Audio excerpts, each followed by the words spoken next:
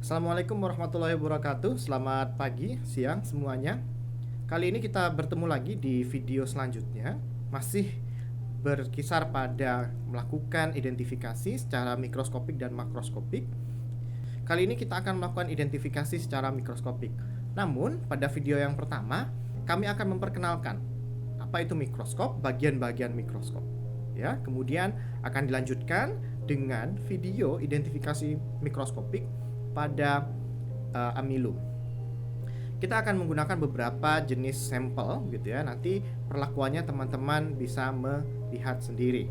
Tentunya pada praktikum kali ini kami berharap teman-teman mahasiswa dapat melakukan pemeriksaan secara organoleptik dan mikroskopik terhadap Simplicia. Hal ini tertuang dan sesuai dengan CPMK yang ketiga. Adapun tujuan dari praktikum ini, yang pertama adalah mahasiswa mampu memahami prinsip pemeriksaan Simplicia secara mikroskopik dan makroskopik.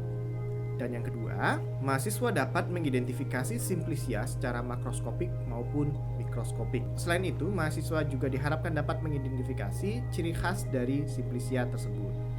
Baik, terima kasih. Untuk selanjutnya, teman-teman akan melihat video. Bagian yang pertama adalah perkenalan tentang mikroskopik. Baik, terima kasih atas perhatiannya. Semoga pada video yang teman-teman lihat nanti dapat memberikan manfaat yang baik kepada praktikum maupun ke pribadi teman-teman masing-masing. Silahkan, untuk video pertama adalah video penjelasan tentang mikroskop.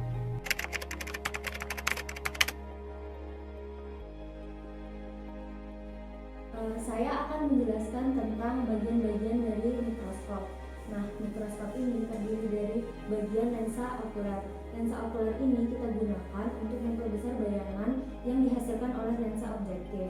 Untuk menaik dan menurunkannya, kita menggunakan tombol pengaturnya.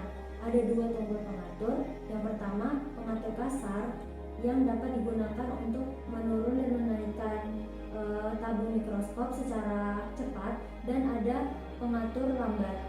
Pengatur lambat ini digunakan untuk menaikkan dan menurunkan tabung mikroskop secara lambat untuk memfokuskan preparatnya. Selanjutnya ada revolver atau pemutar lensa. Revolver ini merupakan bagian yang dapat kita putar dan berfungsi untuk memilih lensa objektif mana yang akan kita gunakan untuk melihat bayangan objektif. Dan di bawahnya ada lensa objektif yang akan kita gunakan untuk membentuk bayangan objektif serta memperbesar bayangannya. Nah, umumnya lensa ini ada 3 dengan perbesaran 4 kali, 10 kali, dan 20 kali. Di bawahnya sendiri ada meja preparat yang akan kita gunakan untuk meletakkan objek gas atau preparat yang akan kita amati, dan dibantu dengan penjepit yang kita gunakan untuk penjepit objek gelas agar tidak bergeser.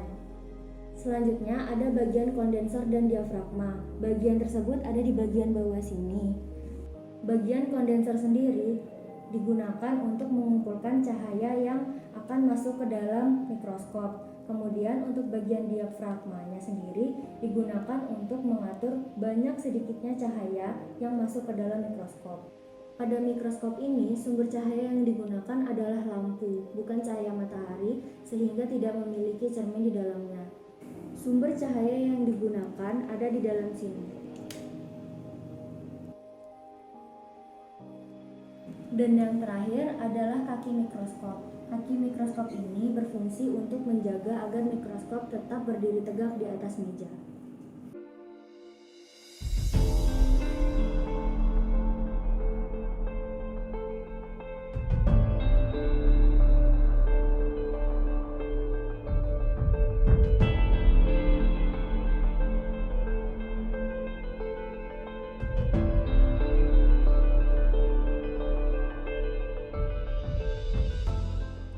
Terima kasih.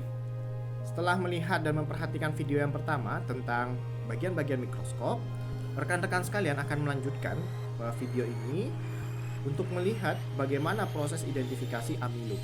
Semoga video selanjutnya bermanfaat. Terima kasih. Sekarang kita akan melakukan identifikasi mikroskopis. Bahan yang kita gunakan adalah amilum. Cara kerjanya, pertama kita ambil spatula dan ambil bahan yang akan kita gunakan. Ambil sedikit saja. Kemudian kita letakkan di atas kaca preparat.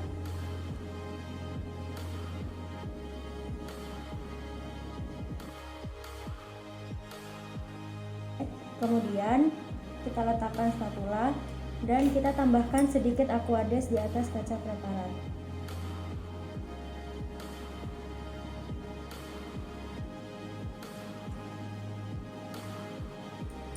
Setelah itu, kita ambil kaca penutup dan tutup kaca preparat secara perlahan-lahan. Pastikan tidak ada udara di dalamnya. Untuk bahan pertama, kita menggunakan aluminium beras atau orizo. Sekarang, mari kita identifikasi menggunakan mikroskop.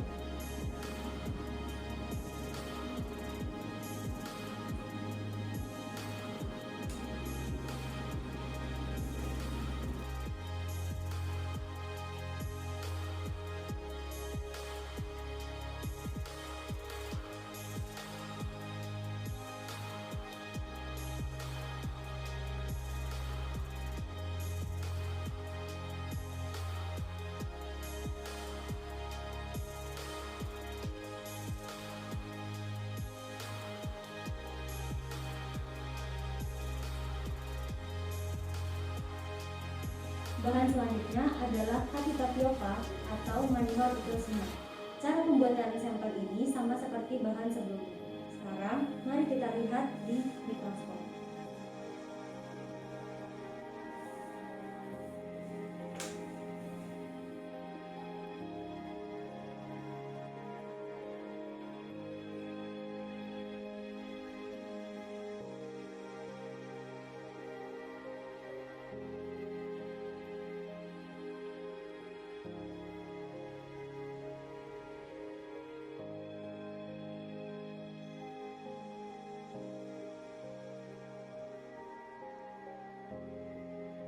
Bahan yang ketiga ini adalah amilum yang berasal dari pati jagung atau zeames.